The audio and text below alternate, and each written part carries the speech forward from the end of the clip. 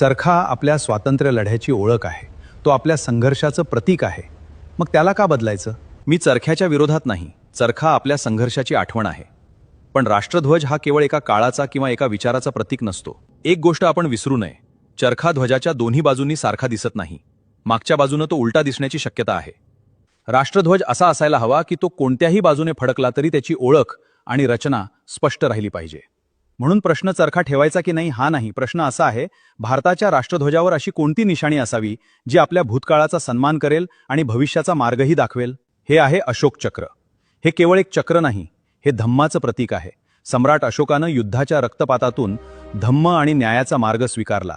त्यामुळे हे चक्र भारताला सांगतं, शक्तीपेक्षा न्याय मोठा आहे आणि विजयापेक्षा धम्माचा मार्ग श्रेष्ठ आहे. 22 जुलै 1947 रोजी भारताच्या राष्ट्रध्वजाचं अंतिम स्वरूप स्वीकारण्यात आलं. चरख्याच्या जागी अशोक चक्र आलं.